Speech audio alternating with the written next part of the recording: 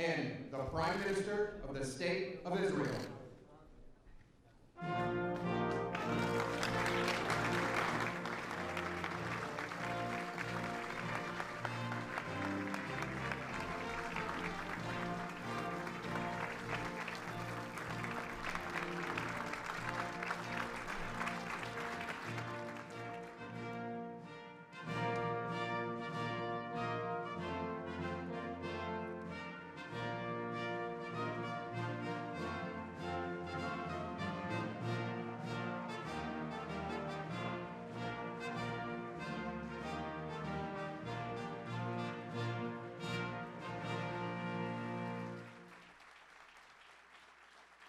Thank you.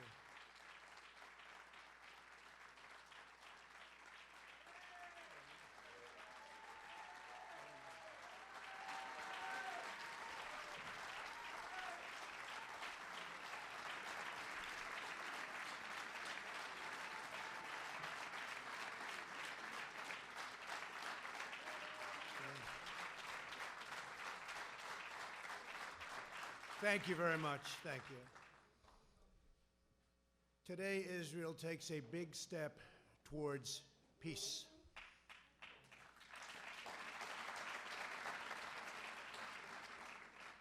Young people across the Middle East are ready for a more hopeful future. And governments throughout the region are realizing that terrorism and Islamic extremism are everyone's common enemy.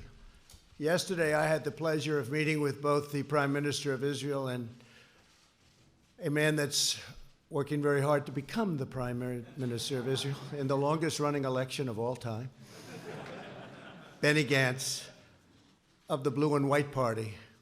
And both leaders joined me to express their support for this effort, proving that the state of Israel looking for peace and that peace transcends politics. By any measure, unmeasurable, that's what they want. On my first trip overseas as president, I visited the Holy Land of Israel. I was deeply moved and amazed by what this small country had achieved in the face of overwhelming odds and never-ending threats. The state of Israel comprises only a minuscule amount of land in the Middle East, and yet it has become a thriving center of democracy, innovation, culture, and commerce. Israel is a light unto the world. The hearts and history of our people are woven together. The land of Israel is an ancient home, a sacred place of worship, and a solemn promise to the Jewish people that we will never again repeat history's darkest hour.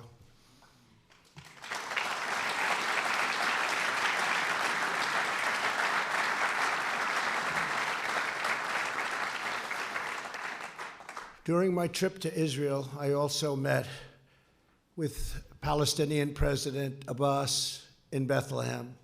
I was saddened by the fate of the Palestinian people. They deserve a far better life.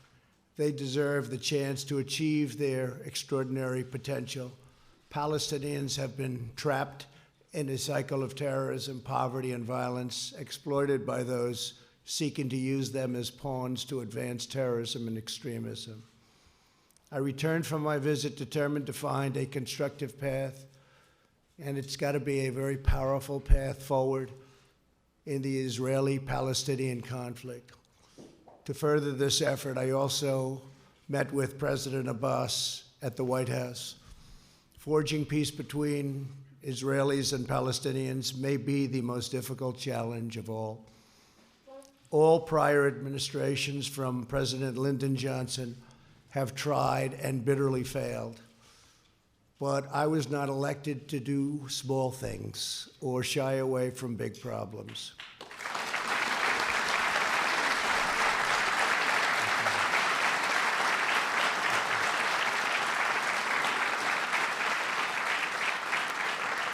It's been a long and very arduous process to arrive at this moment.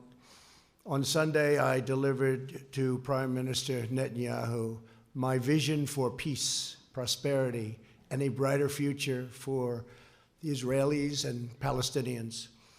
This vision for peace is fundamentally different from past proposals. In the past, even the most well-intentioned plans were light on factual details and heavy on conceptual frameworks. By contrast, our plan is 80 pages and is the most detailed proposal ever put forward by far. As I have seen throughout my long career as a deal maker, complex problems require nuanced, fact-based remedies. That is why our proposal provides precise technical solutions to make Israelis, Palestinians, and the region safer and much more prosperous. My vision presents a win-win opportunity for both sides, a realistic two-state solution that resolves the risk of Palestinian statehood to Israel's security. Today, Israel has taken a giant step toward peace.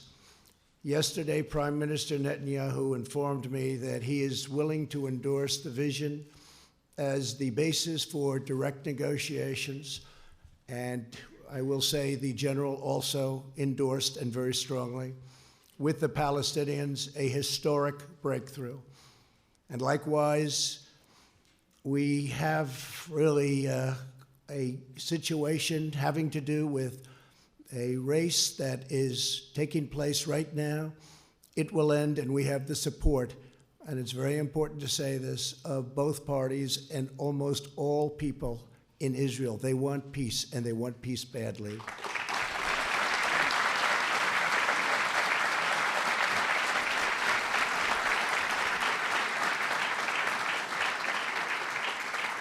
This is the first time Israel has authorized the release of a conceptual map illustrating the territorial compromises it's willing to make for the cause of peace, and they've gone a long way. This is an unprecedented and highly significant development. Mr. Prime Minister, thank you for having the courage to take this bold step forward.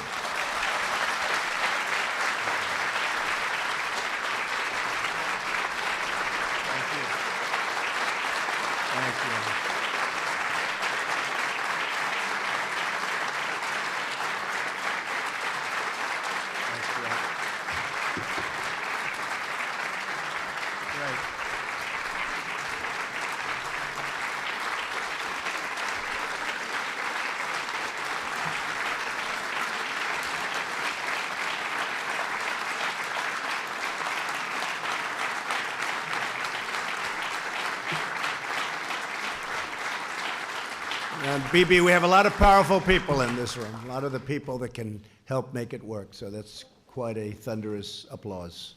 Thank you very much. Thank you. We will form a joint committee with Israel to convert the conceptual map into a more detailed and calibrated rendering so that recognition can be immediately achieved.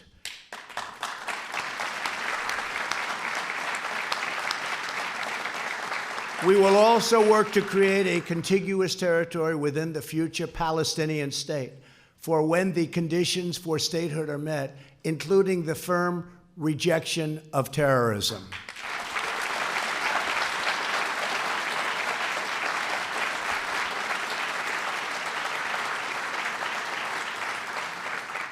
Under this vision, Jerusalem will remain Israel's undivided, very important, undivided capital.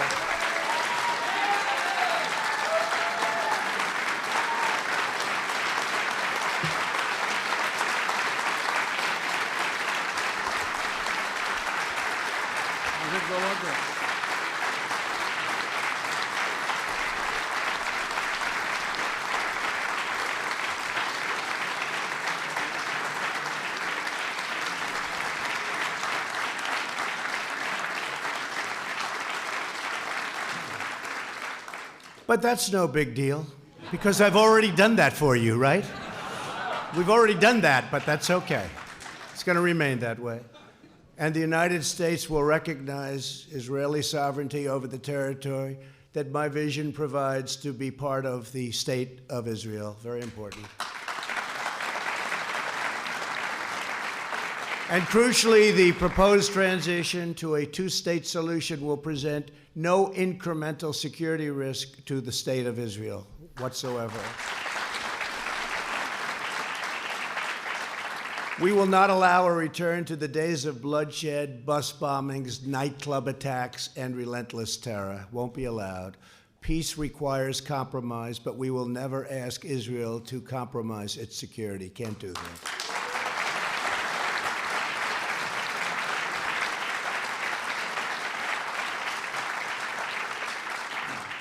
As everyone knows, I have done a lot for Israel, moving the United States Embassy to Jerusalem, recognizing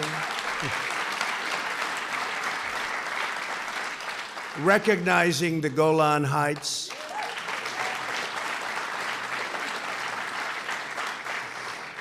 and frankly, perhaps most importantly, getting out of the terrible Iran nuclear deal.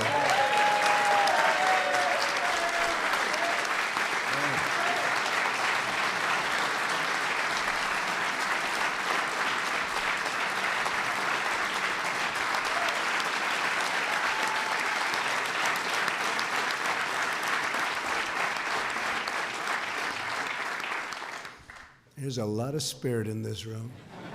It's true. You don't see it often. You don't see it often. Therefore, it is only reasonable that I have to do a lot for the Palestinians, or it just wouldn't be fair. Now, don't clap for that, okay? But it's true. It wouldn't be fair. I want this deal to be a great deal for the Palestinians. It has to be. Today's agreement is a historic opportunity for the Palestinians to finally achieve an independent state of their very own. After 70 years of little progress, this could be the last opportunity they will ever have, and last for a lot of reasons. We'll never have a team like we have right now. We have a team of people that love the United States, and they love Israel, and they're very smart and very, very committed, from your ambassador, David Friedman,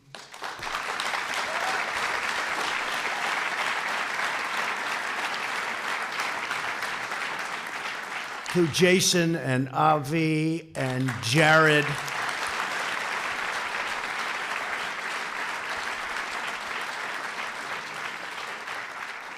and they're all great deal makers, and they also understand the other side, and they want the other side to do well, because that's the sign of a great deal, and they understand that.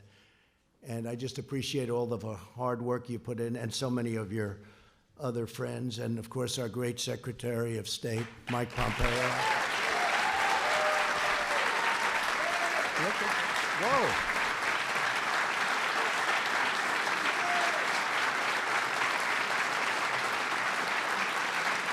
Oh, that's impressive. That was very impressive, Mike. That reporter couldn't have done too good a job on you yesterday, right? I think you did a good job on her, actually. That's good. Thank you, Mike. Great. Are you running for Senate? I guess the answer is no after that, huh? They all want him to. Kansas, great state. They want him to, but you're doing a great job. Don't move. The Palestinian people have grown distrustful after years of unfulfilled promises. So true. Yet I know they are ready to escape their tragic past and realize a great destiny. But we must break free of yesterday's failed approaches. This map will more than double the Palestinian territory and provide a Palestinian capital in eastern Jerusalem, where America will proudly open an embassy.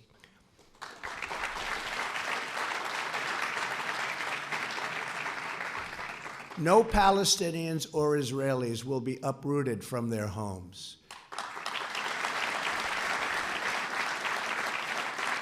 Israel will work closely with a wonderful person, a wonderful man, the King of Jordan, to ensure that the status quo of the Temple Mount is preserved and strong measures are taken to ensure that all Muslims who wish to visit peacefully and pray at the Al-Aqsa Mosque will be able to do so.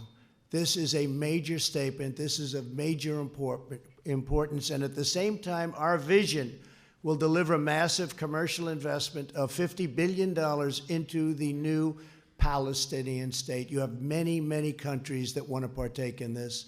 and many of them are surrounding. They all want this to happen. Virtually every one of them want this to happen, and I think, Bibi, you know that very well. You're going to have tremendous support from your neighbors and beyond your neighbors.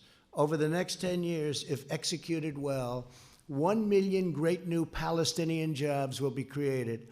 Their poverty rate will be cut in half, and their poverty rate is unacceptable now and only getting worse. Their GDP will double and triple, and much-needed hope, joy, opportunity, and prosperity will finally arrive for the Palestinian people. Our vision will end the cycle of Palestinian dependency upon charity and foreign aid. They will be doing phenomenally all by themselves. They are a very, very capable people.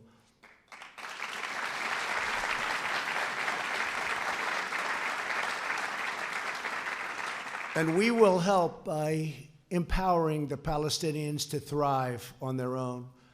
Palestinians will be able to seize the new future with dignity, self-sufficiency, and national pride. To ensure a successful Palestinian state, we are asking the Palestinians to meet the challenges of peaceful coexistence.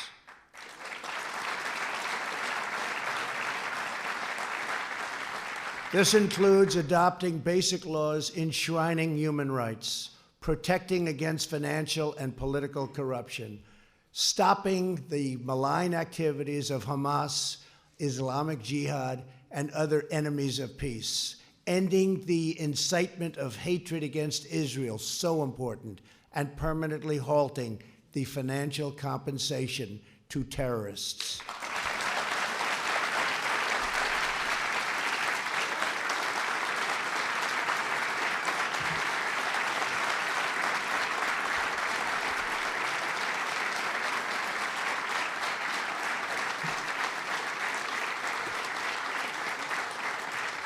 And perhaps most importantly, my vision gives the Palestinians the time needed to rise up and meet the challenges of statehood.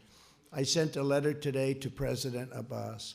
I explained to him that the territory allocated for his new state will remain open and undeveloped for a period of 4 years. During this time, Palestinians can use all appropriate deliberation to study the deal, negotiate with Israel, achieve the criteria for statehood, and become a truly independent and wonderful state. President Abbas, I want you to know that if you choose the path to peace, America and many other countries, we will be there. We will be there to help you in so many different ways, and we will be there every step of the way. We will be there to help.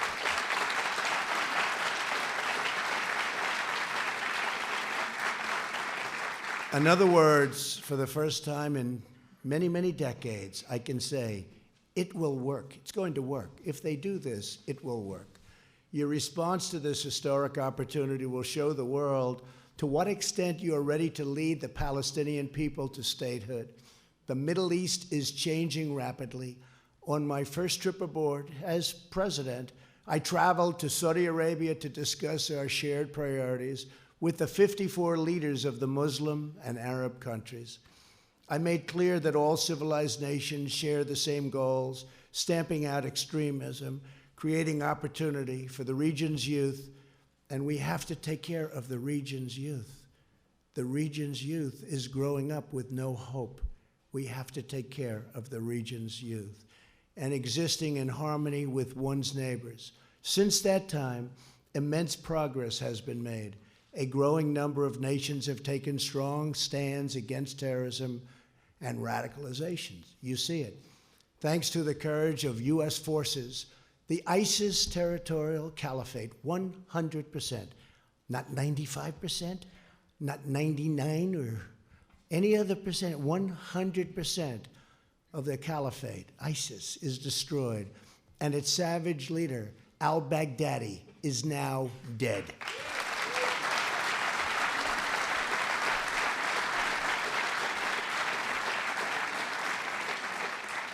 And I want to thank, we have some of our great senators and congressmen and women here, and I want to thank you all for the tremendous help.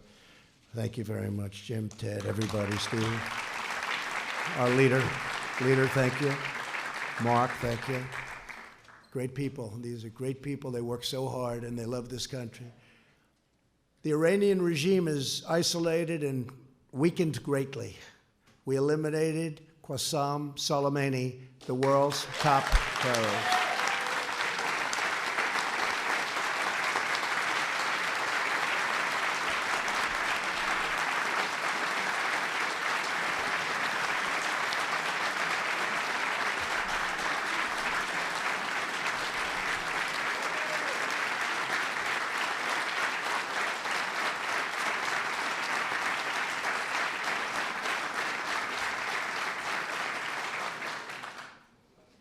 And as you know, he was with the head of Hezbollah. I don't think they were up to anything good. I don't think so. He ran an organization called Jerusalem Liberation Forces and used his hatred, total, severe hatred of Israel as a rallying cry to divert attention from the incompetence and shortcomings of his government.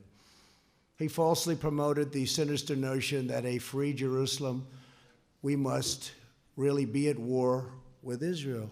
So to have it free, we have to be at war with Israel. And he said it very, very powerfully. In fact, it's been in this false war that Israel, really, the enemies of peace, have used it. They just used it as an excuse to divide and totally oppress the Middle East. In truth, Jerusalem is liberated.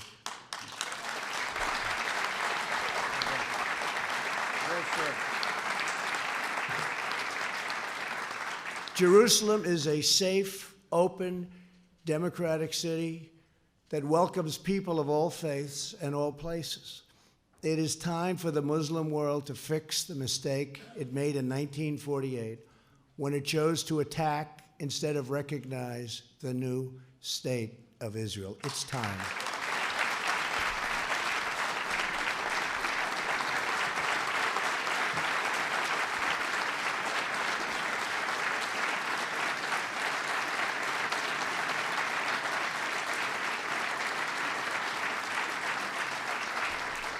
Since then, the amount of needless bloodshed and all squandered opportunities, so many squandered opportunities in the name of senseless causes is beyond measure.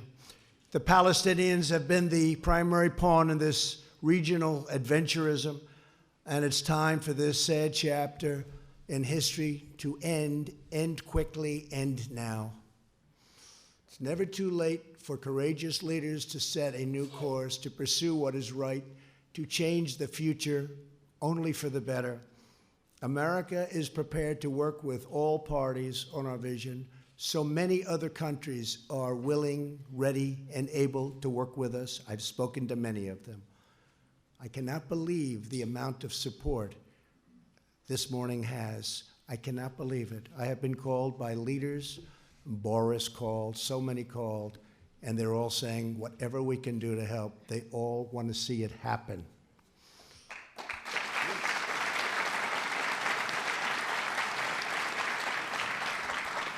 But America cannot care more about peace than the stakeholders in the region.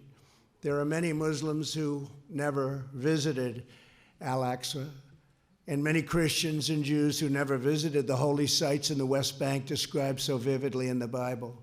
My vision will change that. Our majestic biblical heritage will be able to live, breathe, and flourish in modern times. All humanity should be able to enjoy the glories of the Holy Land. This part of the world is forever connected to the human soul and the human spirit. These ancient lands should not be symbols of conflict, but eternal symbols of peace. Thank you again for all of the work you've all done and all of these incredible honored guests for being here. And in particular, I want to thank Prime Minister Netanyahu.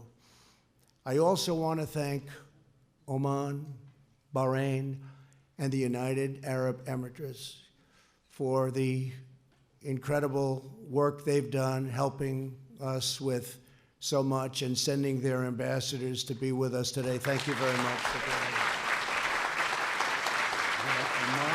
Oman, Bahrain, and the Arab Emirates? Yeah.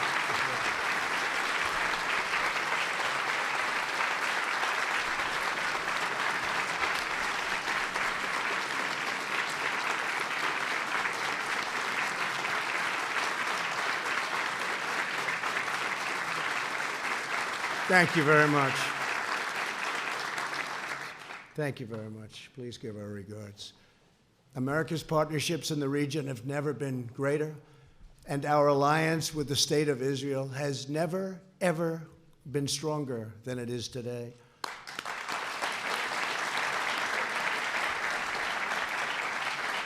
Together, we can bring about a new dawn in the Middle East. And I would now, again, just like to thank everybody, and a very special group of people, an incredible group of people. So many have been with us on this journey right from the beginning, and we're getting there. They say it's the toughest deal ever to make. In business, when I have a tough deal, people would say, this is tougher than the Israelis and the Palestinians. They used it as an excuse, meaning that was always the standard. Actually, there's nothing tougher than this one, but we have to get it done. We have an obligation to humanity to get it done.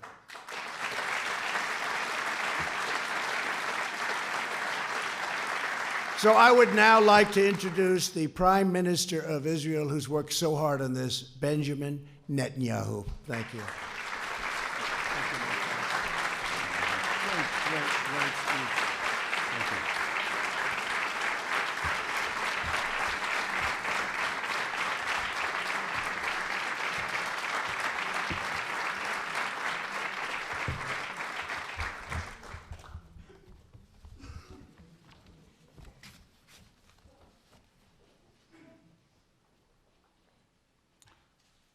In the Middle East, we drink water before a long voyage.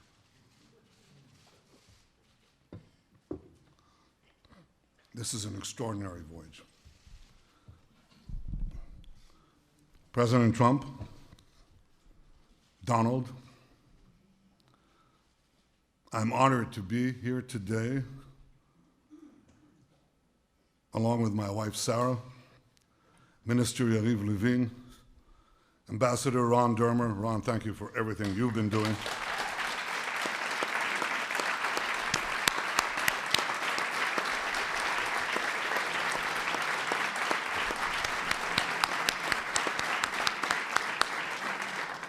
National Security Advisor Meir Ben Shabbat, thank you too, Mayor. And our entire delegation. We are honored to be here with you, Mr. President, with Secretary of State Mike Pompeo. We applaud you, Mike. Secretary of the Treasury Steve Mnuchin, National Security Advisor Robert O'Brien, America's UN Ambassador Kelly Craft, Jared Kushner and Ivanka, it's good to see you both.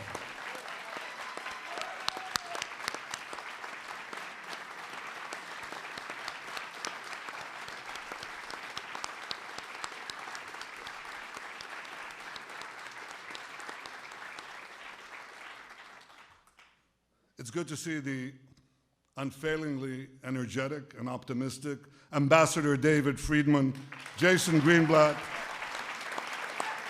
Avi Berkowitz, Brian Hook, and the rest of your exceptional peace plan, Mr. President.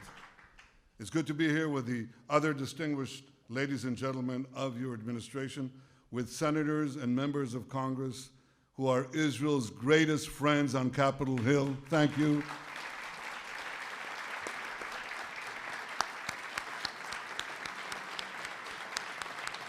Thank you.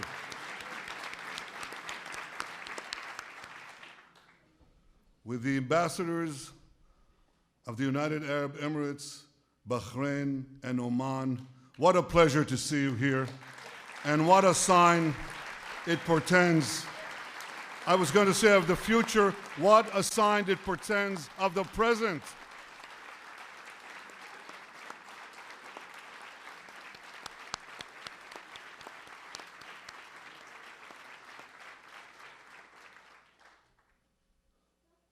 to all of you and to the many other distinguished guests who are here today, this is a historic day. And it recalls another historic day. We remember May 14th, 1948, because on that day, President Truman became the first world leader to recognize the state of Israel after our first Prime Minister, David Ben-Gurion, declared our independence. That day chartered a brilliant future. Mr. President, I believe that down the decades, and perhaps down the centuries, we will also remember January 28th, 2020, because on this day, you became the first world leader to recognize Israel's sovereignty over areas in Judea and Samaria that are vital to our security and central to our heritage.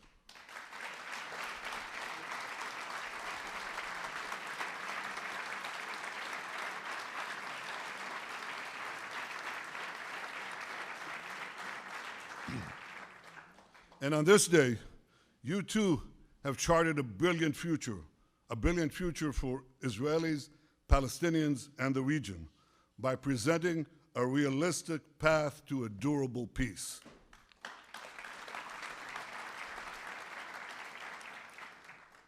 Since the moment of its birth, Israel has yearned for peace with our Palestinian neighbors and peace with the broader Arab world. For decades, that peace has proved elusive, despite so many well-intentioned plans. One after the other, they failed. Why did they fail? They failed because they did not strike the right balance between Israel's vital security and national interests and the Palestinians' aspirations for self-determination. Too many plans tried to pressure Israel to withdraw from vital territory like the Jordan Valley. But you, Mr. President, you recognized that Israel must have sovereignty in the Jordan Valley and in other strategic areas of Judea and Samaria, rather than pay easy lip service to Israel's security and simply shut your eyes, hope for the best. You recognize that Israel must have sovereignty in places that enable Israel to defend itself by itself.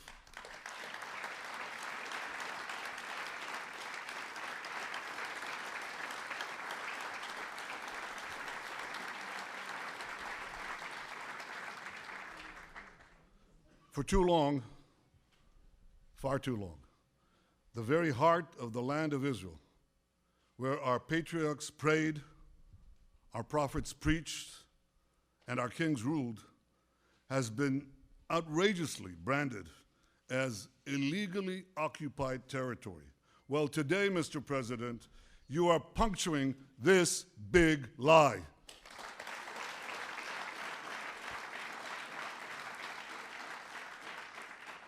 You are recognizing Israel's sovereignty over all the Jewish communities in Judea and Samaria, large and small alike.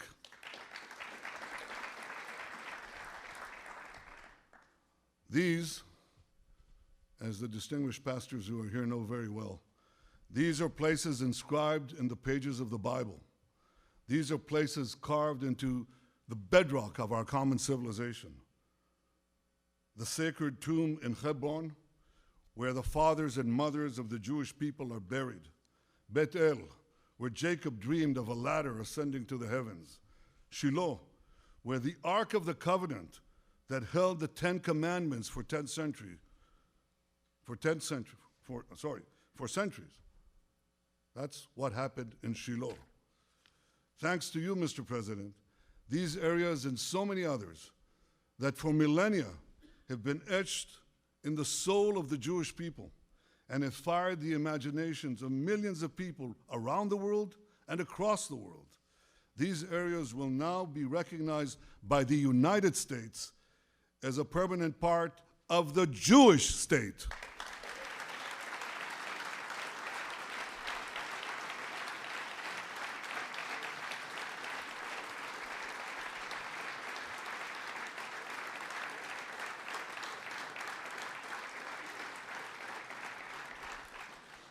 Mr. President, because of this historic recognition, and because I believe your peace plan strikes the right balance where other plans have failed, I've agreed to negotiate peace with the Palestinians on the basis of your peace plan.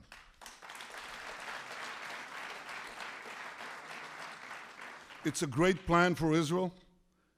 It's a great plan for peace. Frankly, Mr. President, given all that you have already done for Israel, I'm not surprised. You have been the greatest friend that Israel has ever had in the White House.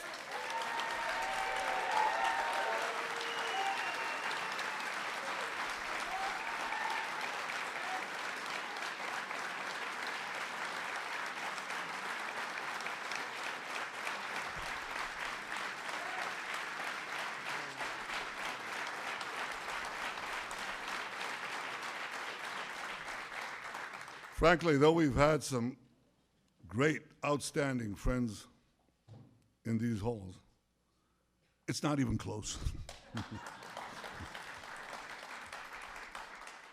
Your historic decisions to recognize Jerusalem as Israel's capital, to recognize Israel's sovereignty over the Golan Heights, to reaffirm Israel's legal claims in Judea and Samaria, to stand up to Iran, to pull out of that dangerous Iran deal, to confront is not the word, to eliminate Qasem Soleimani, to support and encourage unbelievable cooperation between Israel and the United States in the military and strategic and intelligence fields. All this bear testament to the friendship and depth of your leadership and commitment to Israel. From our very first meeting here in the White House 3 years ago, you repeatedly made clear your commitment to help Israel achieve peace with the Palestinians and peace with the rest of the Arab world. Mr. President, I share that commitment, and I look forward to working with you to achieve a peace that will protect Israel's security, provide the Palestinians with dignity and their own national life, and improve Israel's relations with the Arab world. Your peace plan advances all these goals. First, it addresses the root cause of the conflict, by insisting that the Palestinians will finally have to recognize Israel as the Jewish state.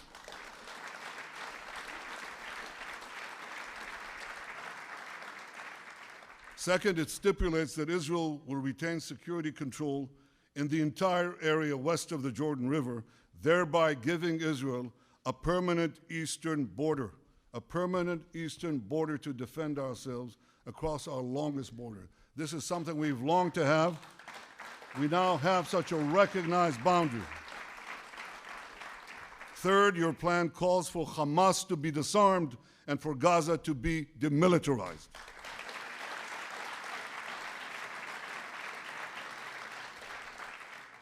Fourth, it makes clear that the Palestinian refugee problem must be solved outside the state of Israel. Fifth, it calls for our ancient capital, Jerusalem, to remain united under Israel's sovereignty. It, of course, ensures that religious sites remain accessible to all faiths, and it maintains the status quo on the Temple Mount. Sixth, your plan does not uproot anyone from their homes, Israelis and Palestinians alike.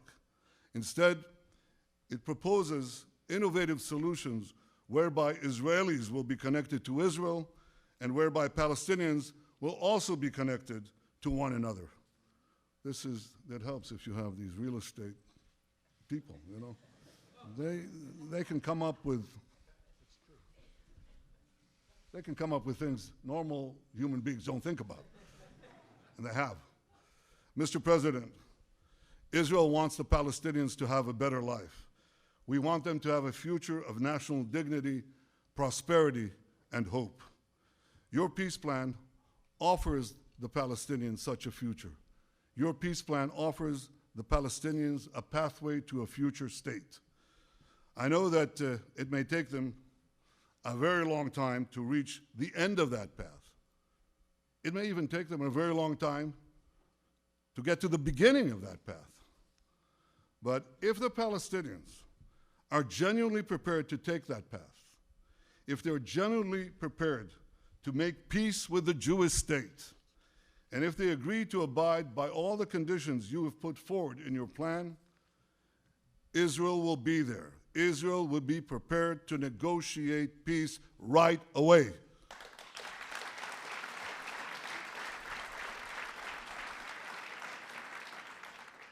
Regardless of the Palestinian decision, Israel will preserve the path of peace in the coming years. For at least 4 years, Israel will maintain the status quo in areas that your plan does not designate as being part of Israel in the future. At the same time, Israel will apply its laws to the Jordan Valley, to all the Jewish communities in Judea and Samaria, and to other areas that your plan designates as part of Israel, and which the United States has agreed to recognize as part of Israel.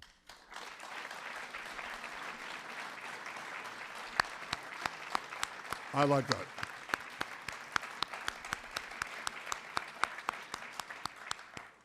This decision will protect Israel's security, ensure Israel's national interests, and leave open the possibility of a political settlement with the Palestinians in the coming years. Mr. President, I hope the Palestinians embrace your vision of peace. Embrace the plan that you and your team and us worked so hard to achieve. I hope that they seize the opportunity offered by your sweeping economic plan. I've read it. It takes enormous talent to reject $50 billion worth of investment. I know what that does to an economy. I know what it will do to Palestinian lives. I know what it will do to the youth of the region. I hope that the Palestinians embrace this and build with Israel a future of prosperity and peace. I also hope that our other Arab neighbors embrace your vision and forge a path of reconciliation with Israel that can create for all of us a brilliant future. Mr. President, I want to congratulate your fantastic team, there's no other word, your fantastic peace team for all their work. Jason Greenblatt,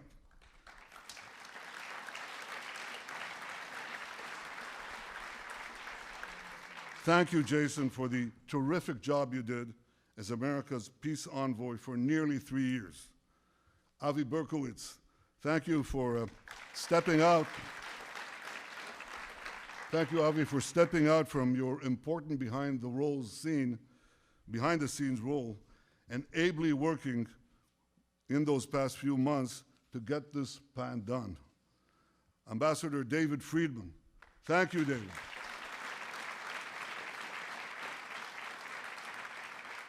Thank you for your essential contribution to this effort and for the terrific job you do every day to strengthen the great alliance between Israel and America.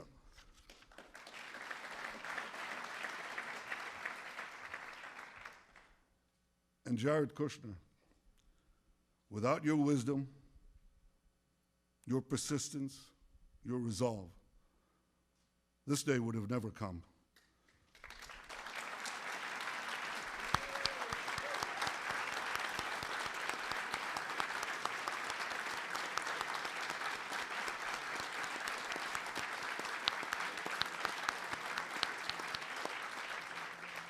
I know how much the Jewish future means to you and to your family.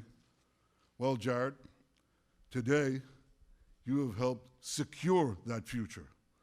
The Jewish state owes you, and it owes President Trump, an eternal debt of gratitude.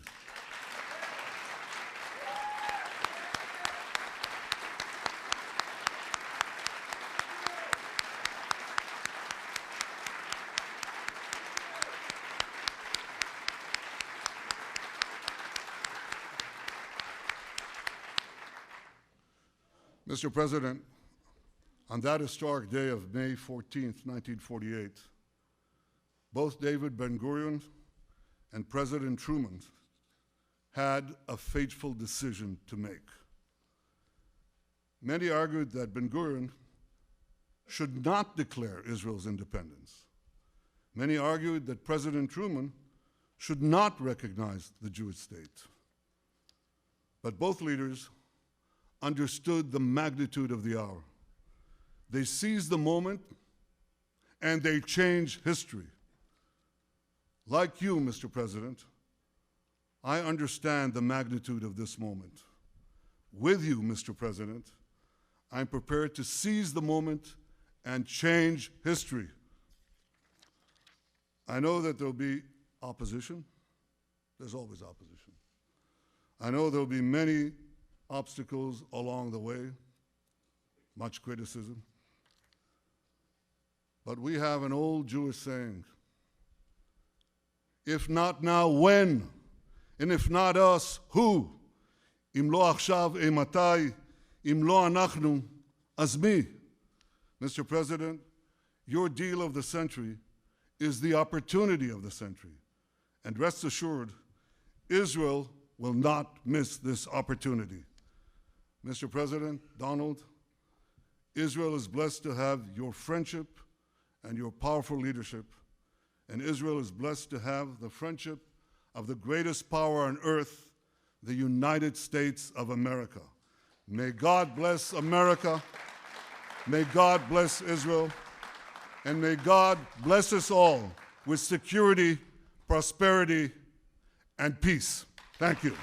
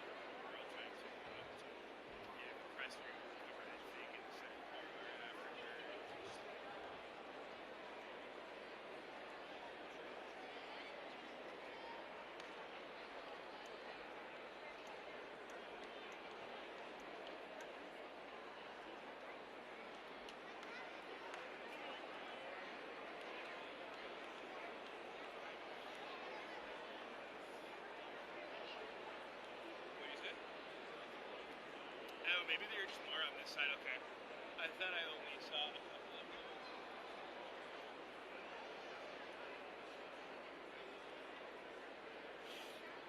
Greg.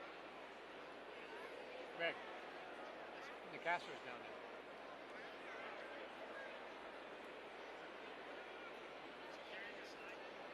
No. He's carrying the camera. Yeah.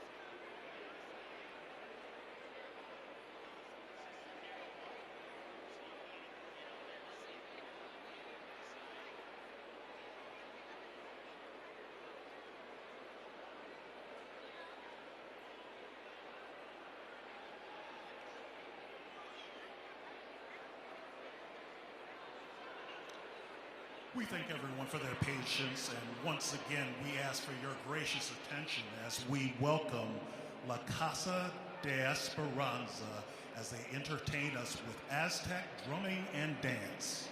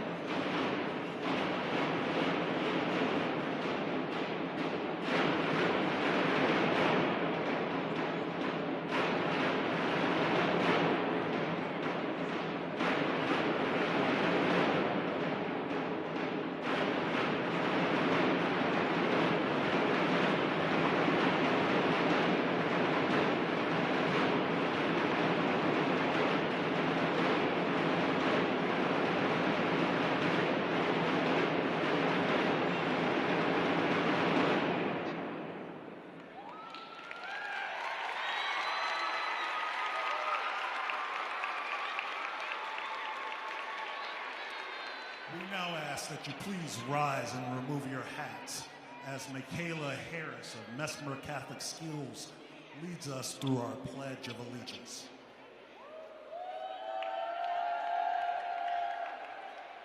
Welcome. Please ready yourself to join me in the Pledge of Allegiance.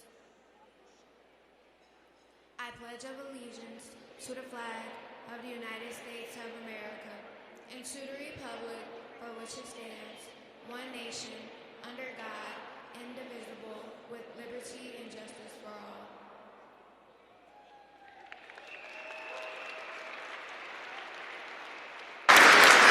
And we ask that you remain standing as we celebrate America with the Wisconsin Lutheran High School Choir as they sing our national anthem.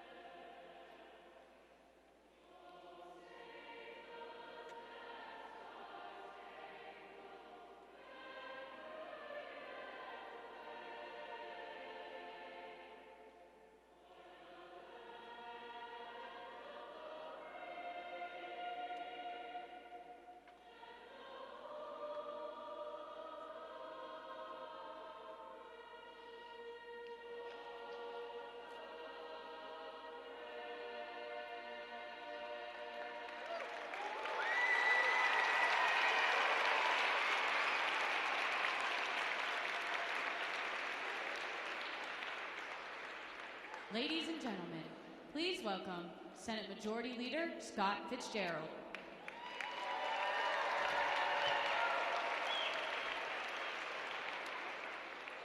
Thank you. Happy School Choice Week. I want to welcome all of you to the Capitol today. It's great to have such a dedicated group of parents, students, volunteers, and activists here to support school choice in Wisconsin.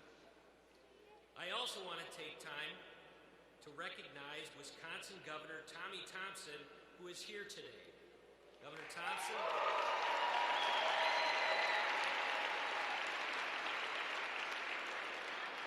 Governor Thompson is the father of school choice in Wisconsin, and if it weren't for his bravery to stand up against all the education status quo of this state and the nation, we might not all be here today.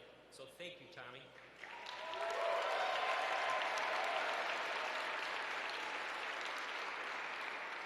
Wisconsin has always been at the forefront of supporting education freedom. We're home to the oldest private voucher program in the country. More than 86,000 students in Wisconsin attend a private school or a voucher or public charter school. As long as Republicans control the legislature, we plan to keep it that way.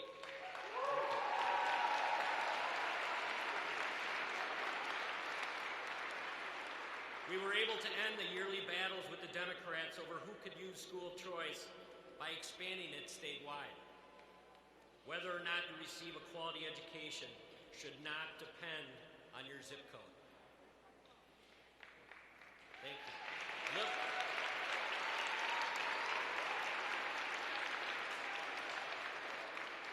Students in our program are more likely to graduate from high school and also from college. That means that they're one step closer to achieving the American dream. And while Wisconsin has fought for years to expand school choice, we haven't always had such a willing partner at the federal level. But thanks to President Trump, Vice President Pence, and Secretary DeVos, who's here, that has all changed.